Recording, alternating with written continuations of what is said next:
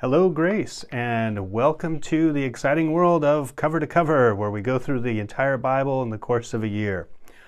Today is Numbers chapters 4 and 5. So let's dive right in.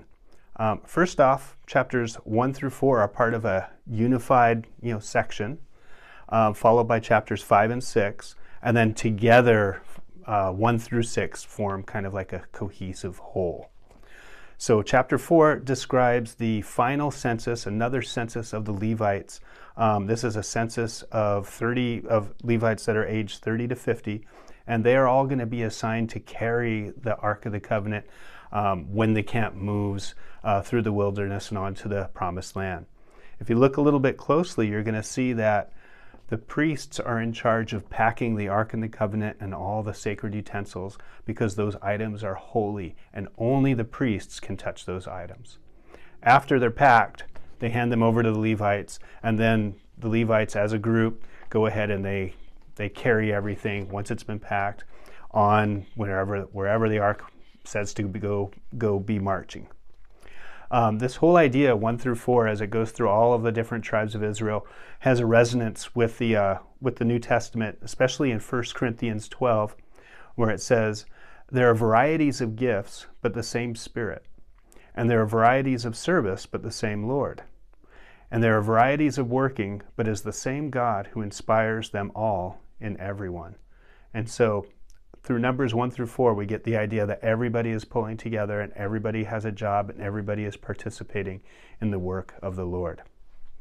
So chapter 5 contains a passage called the Sotah text. The word Sotah means wayward woman. This passage is also sometimes referred to as the ordeal of jealousy. This section that goes from verses 11 all the way to the end of the chapter is designed to address a problem.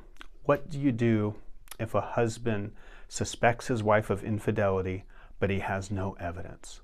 So in this passage, he brings his wife to the high priest, and the high priest engages in what looks like some sort of like a magic ritual. A curse is written out on a piece of paper. The ink from the curse is dissolved into water, and that water is sprinkled with the dust of the tabernacle floor, and then the wife is supposed to drink it. And when she drinks it, she utters this curse and says, "If I have been unfaithful, may my thigh waste away, and may my womb fall out." And so scholars look at this, and they're just like really puzzled. Like, what is it about? What does it have to do with anything? I don't have the answer for you here. But what I will say is that this thing is, what is taking place in this passage is something called a trial by ordeal. And trials by ordeal are a common feature through Mesopotamia. In fact, we find a lot of parallels in Babylon and the Mesopotamian area. But you find them in Africa and even through up until medieval Europe, trials by ordeal. So that's one key to understanding what's taking place. Another thing is that in trials by ordeal, acquittal almost always happened. These trials were, even when they presumed looked like they might be fatal, they almost never were. And so there's a sense in which what's taking place here is that the husband brings his wife to the priest, and his concern or his jealousy gets kind of abolished through divine sanction as the priest performs this ritual. So go ahead and think about this. If you want to discuss this later, we can always talk in person afterwards. Read the passage over, tell me what you think. But that's the Sotah text. Without getting lost in too many more details, what's going on in Numbers chapters 1 through 6, and what does chapter 5 have to do with all this? So we'll wrap it up here. In Numbers 1 through 6, there's a progression that starts with the tribes of Israel physically ordered around the tabernacle.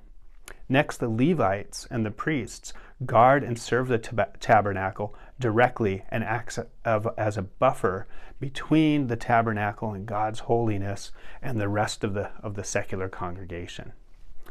This progression intensifies as unclean persons are expelled from the camp.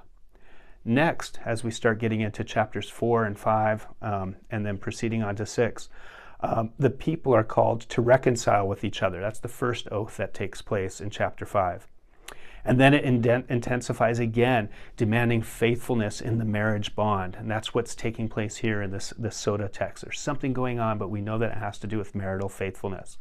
And then finally, all of these oaths come to another dramatic, stage in this progression as it talks about the Nazirite vow. And so you see this progressive consecration to God that starts with the whole congregation, narrows to the Levites, narrows to the priests, and then starts working its way morally and ethically and internally through our covenant relationships with each other. And when we get to the Nazirite vow, it's about being personally consecrated to God. And then finally, chapter 6 concludes with the Aaronic blessing. So holiness and covenant faithfulness are prescribed in every facet of life. And that is what these chapters in Numbers are all about.